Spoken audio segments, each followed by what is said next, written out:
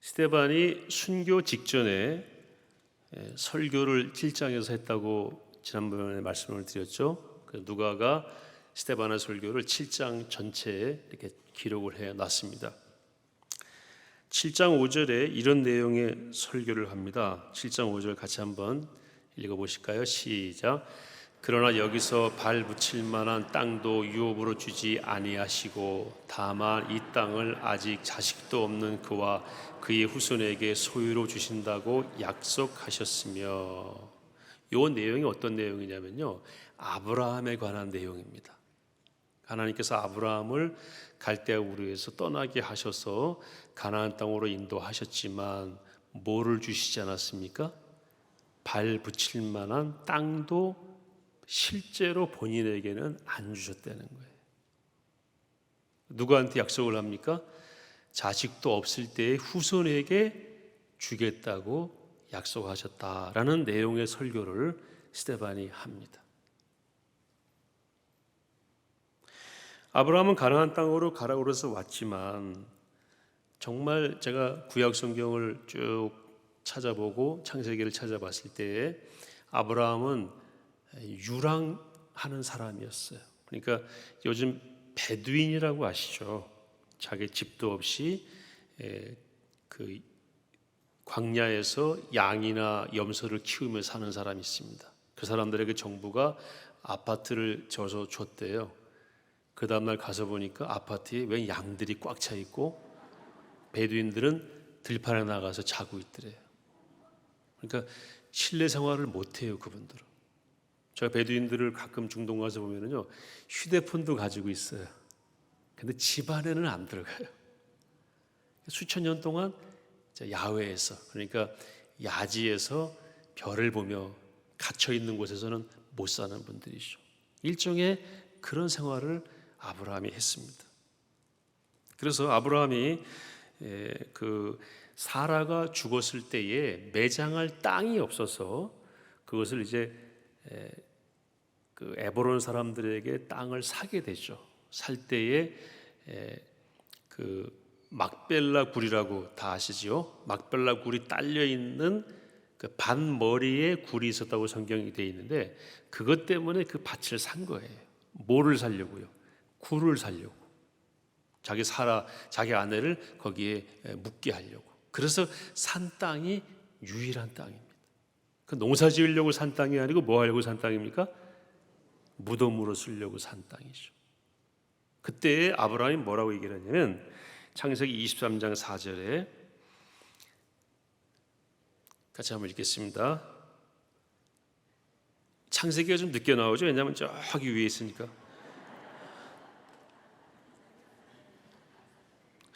창세기 23장 4절 제가 읽어드릴게요. 나는 당신들 중에 나그네요 거류하는 자니 즉 잠시 머무리는 떠돌이라, 이렇게 얘기를 합니다. 그러니까 밭을 사면서 자기를 뭐라고 표현해? 나는 거류민이다. 거류민을 제가 단어를 찾아보니까 이게 방황하는 사람, 잠시 머무르는 사람이란 뜻이래요. 그러니까 아브라함은 정착해서 사는 사람이 아니고 어떤 사람이었어요? 떠돌아다니는 사람이었어요. 자기 땅이 있습니까? 없습니까? 없어요. 근데 하나님께서 그에게 뭘 주셨다고요? 약속. 이 땅을 누구한테 주겠다? 너희 후손에게 주겠다. 누구도 없을 때, 자식도 없을 때. 그래서 결국 아브라함은 땅 없이 자식을 낳았고, 그 자식이 그 땅을 차지하는 걸 못 보고 죽어요. 왜요? 이삭이 아들을 낳죠. 누굽니까? 야곱이죠. 야곱이 또 아들을 낳죠. 12아들을 낳죠. 그 중에 한 사람이 요셉이었죠. 요셉이 어디로 팔려갑니까? 이집트로 팔려가잖아요. 그래서 어찌어찌해서 다 이집트로 이주하게 되잖아요. 그러니까 땅이 아예 없이 간 거예요. 다시 말씀드립니다. 아브라함이 실제적으로는 자기 땅이 있었습니까? 없었습니까? 없었다. 있다면 아내를 매장하기 위해서 굴이 딸린, 막벨라 굴이 딸린 밭을 샀다. 400세겔, 지금 돈으로 한 500만 원 정도 되니까 한 100평 미만의 시골 땅이었던 것 같아요. 농사 짓는 땅은 아니었습니다. 그리고 후손에게 땅을 주시겠다고 하셨는데 적어도 손주 때까지 가서도 땅을 거기서 못 차지해요. 전부 어디로 갑니까? 애굽으로 이주했다. 이게 성경에 나와 있는 내용입니다. 그러고 나서 이제 스데반이 계속 설교를 해요. 7장 6절에 보시면 400년 동안 애굽에서 종살이를 하게 되었다. 그런데 요셉을 알지 못하는 왕이 새롭게 나타나서 이제 이스라엘 사람들을 뭐 하게 됩니까? 노예로 삼기 시작하고 하나님께서 아브라함에게 약속하신 대로 말씀하신 대로 400년 동안의 이제 노예 생활을 하게 됩니다. 하나님의 약속은 어떻게 됐습니까? 제가 영어를 좀 쓸까요? Where is 약속? 약속 어디 간 거야? 무슨 약속이었습니까? 이 땅을 너희 후손에게 뭐로 주겠다? 유업으로 주겠다. 그 약속 어디 간 거예요? 여러분, 그 당시에 지금의 이스라엘 땅 있잖아요. 지금의 이스라엘 땅에 그 당시에, 그러니까 3,500년 전 당시에 최소한 30에서 40개의 나라가 있었습니다. 어떻게 알 수 있냐면은 여호수아가 나중에 가나안 땅을 다 정복하고 나서 여호수아가 쳐 죽인 왕이라고 하는 표현이 나와요. 쳐 죽인 왕의 리스트가 쭉 나오는데 31명이 나옵니다. 자, 아주 어려운 퀴즈 한번 낼게요. 한 나라에는 왕이 몇 명 있죠? 한 명이잖아요. 31명의 왕을 죽였으니까 나라가 몇 개였다는 얘기입니까? 오휴, 금방 아시네요.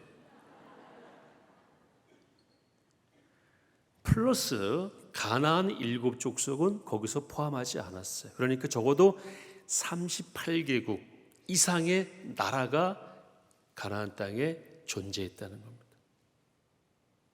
그냥 지나가시면 안 돼요. 굉장히 큰 의미가 있습니다. 여러분, 지금 이스라엘 땅은 제가 아침부터 한번 정확하게 찾아봤습니다. 이스라엘 정부가 직접 통치하는 땅으로 비교하면은 우리 남한 땅의 5분의 1입니다. 얼마라고요?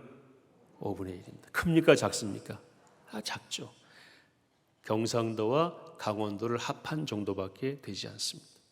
그리고 이스라엘 정부가 직접 통치하지는 않지만 팔레스타인 자치구를 포함하면은 그거보다 좀 크기 때문에 3분의 1 정도, 아무리 크게 잡아도 우리 남한 땅의 30%밖에 안 됩니다.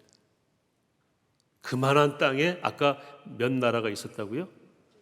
최소 38개국이 명단이 나옵니다.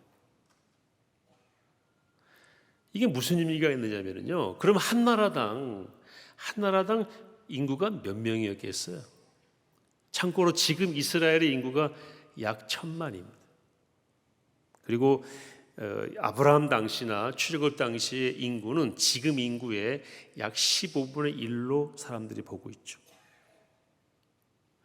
그럼 지금 이스라엘 땅에 3,500년 전에 적절하게 살 만한 인구가 몇 명쯤 될까요? 지금 1,000만의 15분의 1이니까 100만, 한 7, 80만 되겠죠. 많아요. 7, 80만을 다시 40개로 나누면 한 나라당 한 2만이 안 되겠죠. 이제 좀 아주 어려운 수학이었습니다만 잘 이해되시죠? 한 나라당 국민의 숫자가 1, 2만 명도 안 되는 작은 나라들이 옹기종기 모여 사는 나라가 이스라엘이었습니다. 그럼 왜 이스라엘에 그렇게 많은 나라가 들어가 살았을까요? 이런 말이 있습니다. 양을 중동 지방에 한 100마리쯤 풀어놓으면요, 살아있는 양은 전부 이스라엘 가서 만난대요. 무슨 말입니까? 이스라엘 가야 먹을 뭐가 있습니까? 물이 있고 양식이 있습니다. 천국은 침노하는 땅이라고 말씀하셨는데 침노하는 땅의 지상의 대명사가 가나안 땅이었습니다. 가나안 땅은 침노하는 땅이었어요. 중동에 아무리 많은 땅이 있어도 다 헛것입니다. 어디로 가야 살 수 있습니까? 가나안 땅에 가야 살 수 있습니다. 거기에 강이 있고 호수가 있고 이스라엘 평야라고 하는 곳은 이스라엘 사람 전체가 먹고 남는 곡식이 나오는 곡창지대고, 그 곡창지대를 뺏고 빼앗기는 전투가 치열했던 곳이 바로 무기또라고 하는 곳이고, 우리 계시록에는 아마겟돈이라고 기록이 되어 있죠. 마지막 때에 있을 전쟁을 상징하는 전쟁이 아마겟돈 전쟁인데, 이스라엘 사람들은 금방 알아들어요.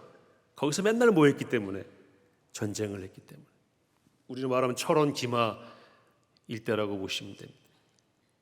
그 이스라엘 땅은 많은 사람들이 살고 싶은 땅이고, 힘만 생기면 이스라엘 가서 그 힘으로 다른 민족을 쳐 죽이고 둥지를 틀어야만 종족이 보존되는 그런 땅이 이스라엘 땅이었습니다.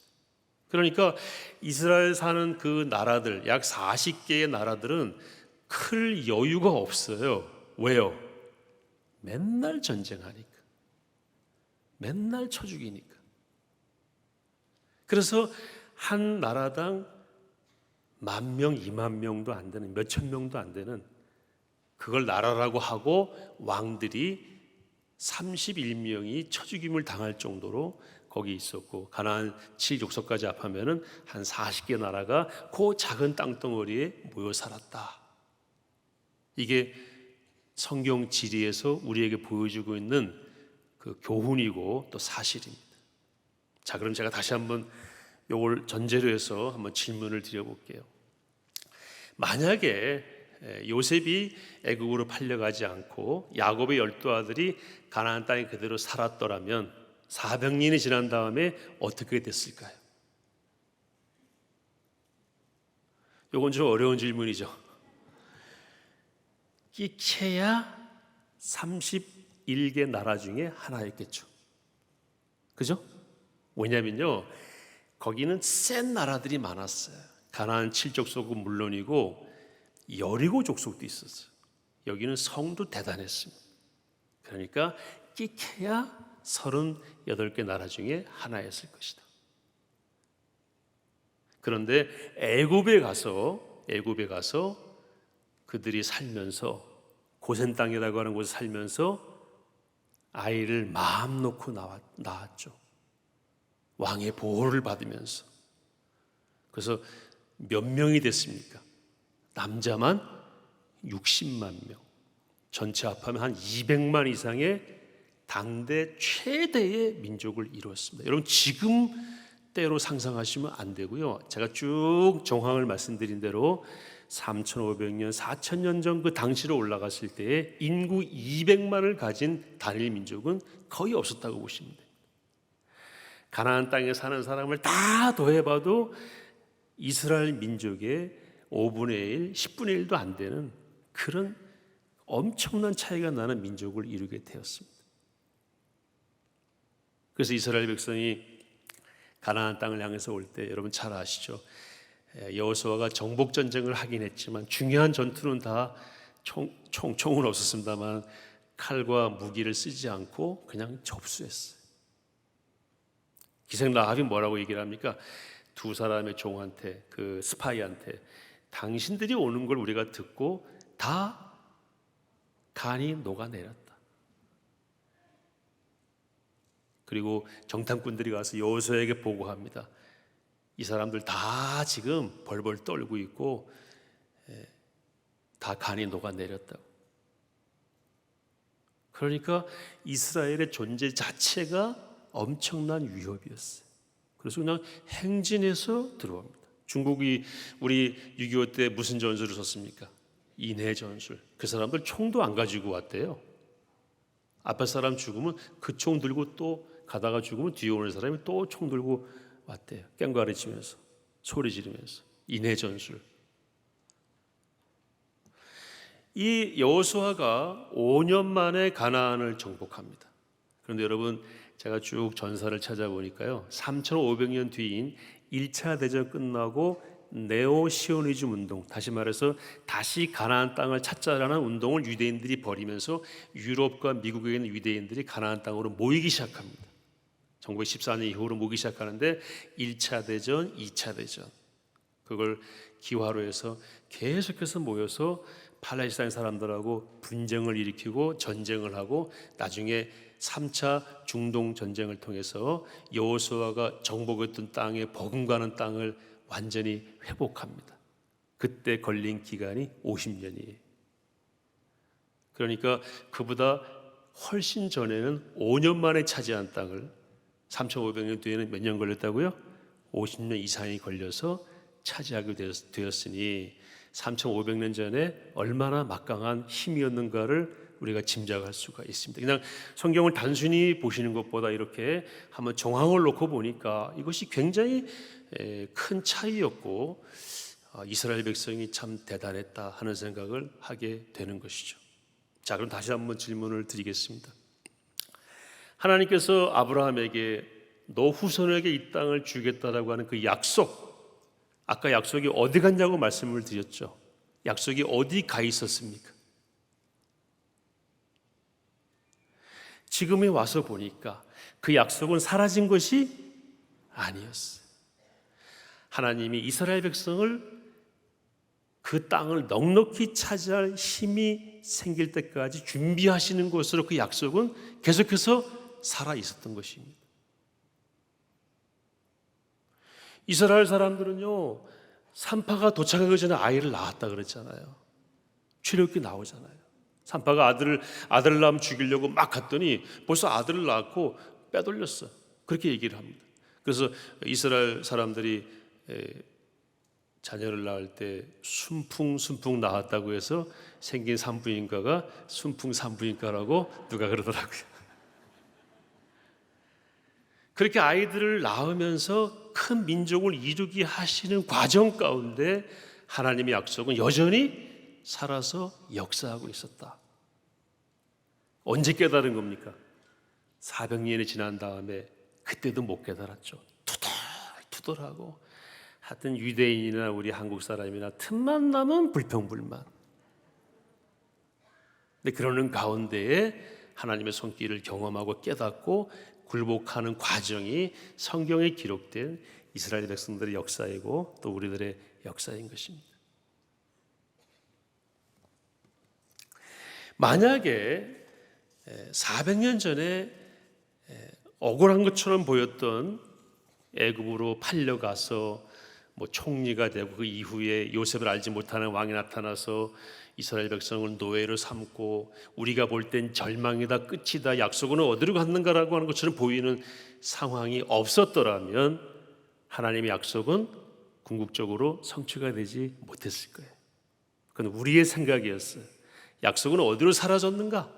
우리의 생각이었고 하나님의 약속은 여전히 무대 뒤에서 살아서 역사하고 있었다는 것을 우리가 이 과정을 통해서 알게 되는 것입니다. 이런 것이 오늘 사도행전에 유사하게 나타납니다. 여러분 사도행전 1장 8절 다 아시죠? 같이 한번 읽겠습니다. 시작. 오직 성령이 너희에게 임하시면 너희가 권능을 받고 예루살렘과 온 유대와 사마리아와 땅끝까지 이르러 내 증인이 되리라 하시니라. 누가 하신 말씀이죠? 예수님께서 승천하시기 전에 그야말로 마지막으로 남기신 말씀이에요. 순서를 보시면 예루살렘과 유대와 사마리아와 땅끝까지 이르러 내 증인이 되리라, 될 것이다. 물론 그 앞에 오직 성령이 너에게 임하시면, 사도행전 2장에서 성령이 강림하셨잖아요. 저 말씀대로라면은 예루살렘, 유대, 사마리아 땅끝까지 가야 되는데 지금 갔습니까? 안 갔습니까? 안 가고 있죠. 예루살렘에 머물러 있었어요. 저 약속의 말씀, 하나님이 예수님께서 마지막으로 하신 말씀이 성취가 언제 되는가 하는 암담한 상황이 예루살렘 교회를 덮치게 됩니다. 여러분 우리가 쭉 봤습니다마는 베드로와 요한 다 감옥 갔습니다. 틈만 나면 잡아다가 때리고 옥고를 치르게 했습니다. 드디어 센 놈이 나타났어요. 누굽니까? 사울. 이 사람은 작정하고 교회를 잔멸했다고 그랬어요. 집주마다 찾아다니면서 교인 나와 해서 잡아들였다고 그랬습니다. 그리고 본보기로 누굴 죽였습니까? 스데반을 죽였어요. 어떻게 죽였다고 그랬죠? 돌로 쳐 죽였다고 그랬습니다. 사도행전 1장 8절이 어떻게 된 거야? 어떻게 저 뜻이 이루어진다는 것이야? 지금 우리에게 닥친 현실은 뭡니까? 암담하잖아요. 여러분, 이런 상황이 우리 가운데 있습니까? 없습니까? 많이 있습니다. 하나님 약속 어디 간 거야? 제가 중학교 2학년 때 저희 집이 주유소를 했는데 화재가 나가지고 집 4채를 태웠어요. 저희 집도 태우고, 저희 집이 그때 두 채 다 태우고, 좌우로 다 태우고, 시골 동네 가운데가 뻥 뚫려 있었어요. 그때 많은 동네 사람들이 하신 말씀이 뭐냐면, 하나님은 어디 계시는가? 이 동네에서 대놓고 예수 믿는 저 집, 주일날 문도 안 여는 저 집, 그때 우리나라 최고 대학의 법대를 졸업하고 고시 공부하러 왔던 그 선생님의 남편 되시는 그분이 저를 불러서 그랬어요. 나는 연종이 니네 집 불나는 거 보고 하나님이 안 계신다는 걸 확인했다 그러더라고요. 여러분, 그런 상황이 우리한테 얼마나 많습니까? 개인이나 가정이나. 오늘 교훈은 무엇입니까? 그렇게 보이는 상황 무대 뒤에 누가 계신다? 하나님이 여전히 일하고 계신다. 400년이 걸릴지도 모른다. 조금만 기다려보자. 우리가 무슨 눈으로 무대 뒤를 바라봐야 되겠습니까? 믿음의 눈으로 바라봐야 되는 것입니다. 혹시나 우리가 믿음을 놓칠까 봐 이런 약속을, 이런 스토리를 하나님 성경에 기록해 놓으신 거예요. 그리고 잘 모를 것 같으니까 스데반이 그걸 해석하도록 기회를 주신 거예요. 암담하잖아요. 예루살렘과 유대와 사마리아와 땅끝까지 가서 복음을 전하라고 그랬는데 예루살렘을 못 벗어나는 거예요. 성경에 나와 있어요. 사울이 교회를 잔멸했어요. 8장 3절에 보시면 각 집에 들어가 남녀를 끌어다가 옥에 넘겼다. 요즘 말로 하면 사랑의 교회 문패 딱 아파트 앞에, 여러분 대가 앞에 교패 있죠? 그거만 보면 들어와서 막 잡아뜨리는 거예요. 이유가 뭡니까? 이유 없어. 교회 다니면 다 잡아 죽일 거야. 야, 피 흘림이 없는 복음적 평화통일은 어디로 간 거야? 세계선교의 마무리는 어디로 간 거야? 그런 현실들이 우리 앞에 있지만 오늘 말씀의 교훈을 놓고 보니까 현실은 그러하지만 그 무대 뒤에 여전히 하나님이 일하고 계신다는 사실을 우리가 기억하는 시간 될 수 있기를 바랍니다. 어떤 일이 벌어집니까? 사울이 교회를 잔멸하려고 막 치니까 사도들을 제외하고 예수님을 따르던 신실한 자들이 지지난주에 임직받은 안수 집사들 7명 흩어지기 시작해. 어디로 갑니까? 사마리아로 갑니다. 성경에 예수님께서 하신 말씀 있잖아요. 예루살렘과 유대와 사마리아 땅끝까지 이르러 그 경로를 따라서 도망쳐 가서 보니까 자기의 두려워 떨며 도망친 그 행위가 예수님이 하신 명령을 이행하는 현장이 되었다는 것을 알게 됐습니다. 빌립이 사마리아로 들어갔어요. 사마리아에 갔더니 웬 어르신이 한 분 계시는 거예요. 소속이 어디냐고 했더니 포에버라고 그래요. 시몬. 9절에 보시면 그 성에 시몬이라 하는 사람이 언제부터 있었습니까? 전부터 있었어요. 이분이 포에버 맞죠? 전부터 있었어요. 뭐 했습니까? 마술을 행했습니다. 자칭 큰 자다. 10절에 보시니까 낮은 사람부터 높은 사람까지 다 따르며 이르되 이 사람은 크다 일컫는 하나님의 능력이라. 와, 사마리아에서는 누가 하나님이에요? 시몬이 하나님. 오랫동안 마술에 놀랐기 때문에 사람들이 그를 따랐다. 이렇게 성경은 기록하고 있습니다. 놀라운 반전이 일어나죠. 그곳에 빌립이 갔어요. 여러분, 빌립이 복음 전하러 갔습니까? 도망쳐 갔습니까? 도망쳐 간 거예요. 그런데 거기에 하나님의 계획이 있었던 것입니다. 빌립이 가서 자기가 경험한 복음을 전합니다. 오늘 성경에 보니까 크게 두 가지. 첫째는 하나님의 나라에 관해서, 두 번째는 예수 그리스도의 이름에 관하여 전했다 그랬습니다. 전부터 있었고 오랫동안 마술로 사마리아 사람들을 사로잡고 있던 빌립이 지금 막 들어온 이 초짜 사마리아 시민, 도망쳐 온 사람, 잡히면 죽을 수도 있는 사람, 빌립이 전한 복음 때문에 꼬꾸라지게 됩니다. 그래서 어떻게 됩니까? 세례받고 누가 누굴 따라다닙니까? 오늘 말씀 잘 보십시오. 시몬이 빌립을 따라다닙니다.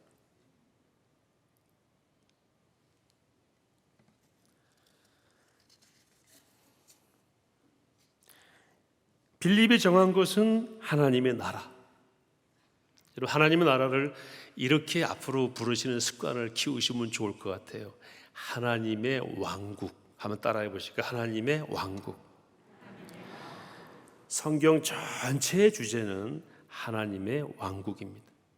지금요, 지상의 왕국, 사탄이 지배하는 지상의 왕국, 아까 한 집사님 기도하실 때 많이 언급하셨죠. 지상의 왕국과 하나님 나라, 하나님의 왕국 간의 싸움이 계속해서 벌어지고 있는 거예요. 이걸 헬레니즘과 헤브라이즘의 싸움이라고도 얘기를 합니다. 쉽게 말하면 인본주의, 인간이 왕 되려고 하는 주의와 하나님이 왕이신 우리 기독교인들과의 영적인 싸움이 계속해서 주님 오실 때까지 끊어지질 않습니다. 그래서 우리가 하나님 나라를 부를 때에는 하나님의 뭐로 부르면 더 좋다고? 하나님의 왕국이다. 그분은 우리의 누구시라는 걸 고백하는 겁니까? 왕이시다. 하나님이 우리의 왕이시다. 우리 하나님의 통치를 받는다. 우리 하나님의 지배를 받는다. 하나님 외에는 없다. 우리 하나님만 섬긴다. 하나님 원리에 맞지 않는 것은 다 틀린 것이고, 하나님 원리에 맞지 않는 것을 따르면은 우선 너희들에게 엄청난 피해가 올 것이다. 여러 번 언급했습니다만 동성애 하라고 그러세요. 어떤 문제가 있습니까? 그 사람들에게 질병과 환란이 오게 돼 있습니다. 우선 질병이 오게 돼 있어요. 제가 오늘 아침 신문 보니까 원숭이 두창도 동성애 하는 사람에게 그게 아마 조금 더 번지기 쉬운 것 같다는 그런 내용의 보도가 있더라고요.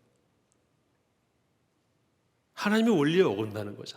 그래서 예수 안 믿는 사람들도요, 자연법이라는 게 있어요. 내추럴 로우 그래가지고 자연법, 자연 그대로를 법으로 가지고, 또는 자연 그대로를 하나의 원칙으로 믿고 신뢰하는, 그것만 잘 따라가도 법이 되는, 그게 자연법 사상입니다. 여러분, 동성애는 자연적입니까? 부자연적입니까? 철저히 부자연적이죠. 그거 하면 너희에게 유익이 없다. 너희에게 해가 될 것이다. 왜? 하나님은 왕이시고, 왕이신 하나님은 창조주이시고, 그분의 세상을 그렇게 다스리지 않으신다. 우리 왕국은 그런 것들을 허용하지 않는다. 우리 고립된 하나의 왕국이라서가 아니라 그것이 모든 인류의 삶의 원리이기 때문에, 모든 인류는 누구에게서 나왔기 때문에, 하나님께로부터 나왔기 때문에 다시 하나님께로 돌아가는 그것이 우리 모두가 돌아가야 될 것이고, 세상의 모든 문제는 사람들이 하나님을 왕으로 모시지 않는 것 때문에 생긴 문제이다. 이런 확신이 우리 가운데 있어야 되고, 빌립이 그런 내용을 다 전했는지는 모르겠지만 그런 확신 가운데 하나님이 왕이심을 선포했다는 것입니다. 어떤 목사님이 소송에 이제 이렇게 연루가 돼가지고 많은 고소고발을 당했대요. 한 번은 검사가 전화가 와서 한 20년 전이니까 검사장이라고 자기를 소개하면서 막 목사님한테 반말 비슷하게 막 하더래요. 그래서 나는 목사라고 그랬더니 목사라고 부르지도 않고 막 그러더니 오라고 말이지. 그러면서 이 교회 다니는 놈들 말이지 막 그러고 욕을 하더래. 그래서 갔더니 20년 전, 지금은 그런 검사 아마 없을 거예요. 옛날에 검사 영감이라고 그랬잖아요. 그래서 갔더니 당신 누구 맞냐고. 예, 저 누구 목사입니다. 그랬더니 목사라고 하나도 한 번도 인정 안 하더래. 그래서 계속 나이도 어린 검사가 하대하면서 이 못된 것들 막 교회 다니는 사람들 말이지 다. 그리고 이 사람 말이지, 당신을 고소했는데 내가 보니까 고소한 내용이 완전히 무고라고. 이런 놈은, 그 사람들 교회 다니는 사람, 이런 놈은 무고죄로 집어넣어야 된다고. 당신 허락하면 내가 무고죄로 집어넣겠다고. 그래서 이 목사님이, 내가 목사라고 그랬잖아요. 그랬어요. 뭐 어쩌라냐 그랬대. 내가 목사인데 어떻게 남을 잡는데 내 힘을 쓰겠냐고. 뭐라고요? 이런 놈을 안 잡아요? 제가 좀 과장해서 말씀드리는 거 양해해 주세요. 그랬더니 나는 남 괴롭히는 거 안 하고 싶다고. 그랬더니 검사가 태도가 싹 바뀌더래. 와, 목사님. 그랬더니 직원한테 오늘 점심 좀 예약해 그러더래. 내가 오늘 목사님 식사를 대접하고 싶다고. 그러면서 하는 얘기가, 저희 어머니가 내가 고시 패스 할 수 있도록 새벽마다 기도하셨는데 자기가 사시 합격하는 걸 못 보고 돌아가셨대요. 그래서 오늘 목사님을 뵈니까 우리 어머니를 뵙는 것 같다고. 내가 어머니 대접하는 마음으로 오늘 점심을 대접하겠다고. 그러면서 그때부터 태도가 완전히 달라지더래요. 이유가 무엇입니까? 우리는 세상의 지배를 받는 것이 아니고 누구의 지배를 받는 것입니까? 하나님의 통치와 인도를 받는 것이기 때문에 세상 사람들이 아는 뻔한 그 길 앞에서 우리는 다른 길을 택하는 거예요. 그걸 보고 사람들이 바뀌는 거예요. 그래서 검사가 예수 믿기로 하고 본인은 교회 잘 안 다녔으니까요. 그리고 이 목사님한테 그 이후부터는요, 자기 부임지 그 옮길 때마다 목사님 저 어디로 왔습니다. 오늘 교회 나갑니다. 그랬다는 거예요. 여러분, 하나님의 나라는 말에 있지 않고 어디 있다고 그랬습니까? 능력이. 하나님 나라 그 자체가 능력이 있습니다. 세상을 꾸짖는 것도 필요해요. 그러나 우리가 하나님을 왕으로 모시고 그분 외에는 더 이상의 통치자가 없다. 그분의 말씀 위에는 우리가 신경 쓸, 우리를 다스리는, 우리를 움직이는 원리라는 건 존재하지 않는다. 이런 확신으로 살아갈 때에 마술사 시몬 같은 사람들, 이런 사람들 지배하는 세상이 변화가 되는 것입니다. 그래서 시몬이 빌립을 따라다니게 된 거예요. 가끔 우리가 예수님을 전한다고 하면서 누구를 전합니까? 나를 전할 때가 많죠. 나를 입증하려고 그러고 그러면은 실패합니다. 두 번째는 누구였다고 그랬습니까? 예수 그리스도의 이름. 예수 그리스도의 이름 가운데 뭐가 들어가 있죠? 예수 그리스도. 예수는 그리스도이시다. 그리스도는 구원자라는 뜻이죠. 기름 부음 받으신 자. 예수는 자기 백성을 그들의 죄에서 구원할 자. 합하면 뭡니까? 예수님은 우리를 구원하시기 위해서 하나님께서 구별하여 세우신 유일하신 구원자이시다. 그런 의미가 들어가 있죠. 그것만 우리 마음속에 담고 그거를 선포한다면 우리가 속한 이 사마리아와 같은 세상이 변한다는 것입니다. 우리가 세상을 변화시키지 못하는 이유가 무엇입니까? 여기 자꾸 물을 타요. 복음에 물을 타면 안 됩니다. 예수 그리스도 외에는 구원에 이르게 할 만한 다른 이름을 주신 적이 있습니까? 없습니까? 없습니다. 예수는 주, 예수만이 우리의 유일한 구원자이시고 예수님만이 진리, 로고스이시다. 다른 건 다 소리이지만 예수님은 로고스 진리이시다. 그것을 우리가 믿는다는 것을 삶으로 보여줄 때에 사마리아와 같은 이 세상이 변하게 되는 것입니다. 오랫도록 그 습관대로 살았던 시몬이 이제 막 들어온 신참에게 그가 전한 복음을 듣고 변했습니다. 우리 사랑하는 포에버 회원 어르신들, 이제 방학인데 하나님의 왕국 붙드시고 예수 그리스도의 이름을 붙드시고 2달여 동안 세상을 많이 변화시키는 역동적인 삶을 사시다가 또 우리 개학할 때에 기쁜 얼굴로 뵙도록 하겠습니다. 그렇게 인도하신 하나님을 찬양합니다. 믿습니다. 감사합니다.